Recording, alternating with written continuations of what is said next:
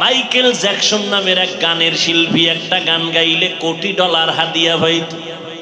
টাকার পাহাড় বানাইয়া মাইকেল গান গায়ার কয় আমি 150 বছর বেঁচে থাকবো, এর আগে মরব না। এরপরে আজরাইলের সাথে পরামর্শ করব মরব কবে। কয় বছর থাকবে? কমপক্ষে 150 বছর। কয় 150 বছর বাঁচতে হলে কি লাগবে? অল টাইম খানা দানা চেক করে খাও। প্রায় 20 জন ডাক্তার মাইকেলের ডাক্তারি করে, চেক আপ করে, মাইকেলের পাহারা দেয়। এরপরে হাতের সাথে কারো হাতে হ্যান্ডশেক করে না, কারণ যদি জীবাণু ঢুকে যায়। কিন্তু আল্লাহর কুদরত, এই মাইকেল যুবক, ওর গানের জন্য গোটা দুনিয়ার মিডল ইস্টের ইংরেজরা পাগল, যুবক যুবতীরা পাগল, ঠিক নি?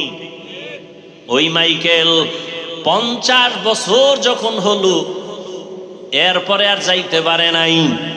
একদিন খানা খাইয়া ঘুমাইছে, প্রতিদিনের মতো ডাক্তাররা চতুর্পার্শ্বে বসে আছে।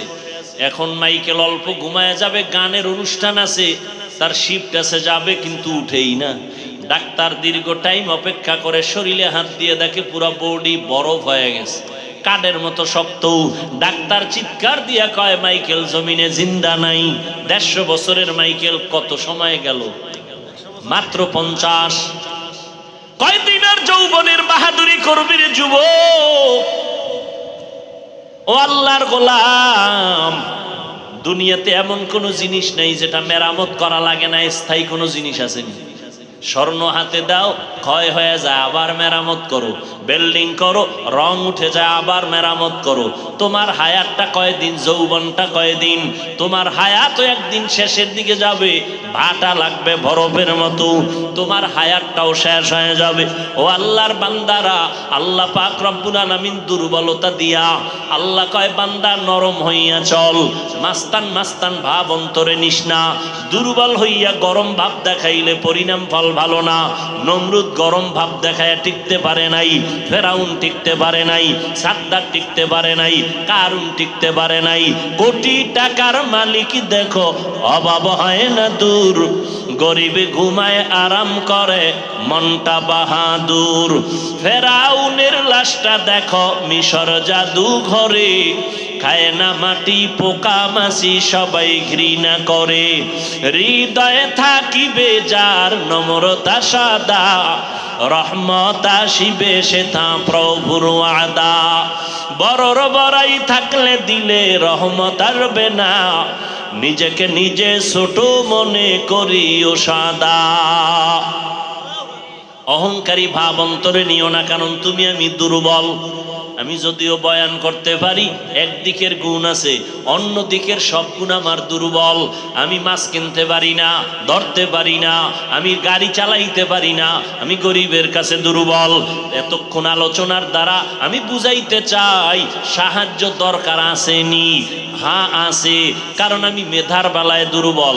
আমি কোরআন শরীফ পড়তে জানি কিন্তু অর্থ জানি না। যে অর্থ জানে তার কাছে আমি দুর্বল, আর একজনে অর্থ জানে, তাফসির জানে না। যে তাফসির জানে তার কাছে সে, সবাই কিন্তু একে অপরের কাছে দুর্বল, ঠিক নি? আপনার টাকা আছে, বাড়ি আছে, সব আছে, আপনি ইমামতি করতে পারেন না, এবার ইমামের কাছে আপনি দুর্বল। আপনার টাকা পয়সা বাড়ি গাড়ির অভাব নাই, 1000 গরিবেরে আপনি খাওয়ায়া পরায়া রাখতে পারেন, কিন্তু গরিবেরে যদি আপনি পাওয়ার না দেন, গাড়ি চলবে না, আপনার কোথাও যাওয়া সম্ভব না। আল্লাহ পাক দুর্বল বানাইয়া সমাজটারে ব্যালেন্স করে দিছেন। কেউ যেন মাস্তানি ভাব না দেখাও, সবাইরে কিছু গুণ দিলাম, কিছু দুর্বলতা দিলাম, ব্যালেন্স করে দিলাম, যেন সবাই মিলেমিশে সমাজে চলতে পারো।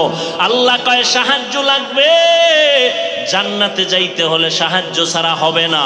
দুনিয়ার পরিবেশটাও বড় দুর্বল, যেখানে তাকাই গুনাহ গুনাহ, হাতের গুনাহ, চোখের গুনাহ, কানের গুনাহ, পরিবেশ বড় খারাপ।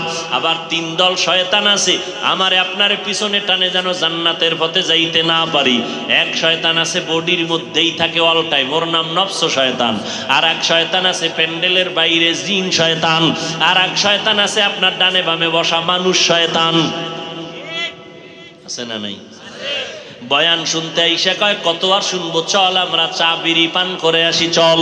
মানুষ শয়তান বুঝায় বুঝায় কয় কত আর নামাজ পড়বি, একটু পরে যা। এভাবে করতে করতে মানুষটারে জাহান্নামের দিকে নিয়ে যায়।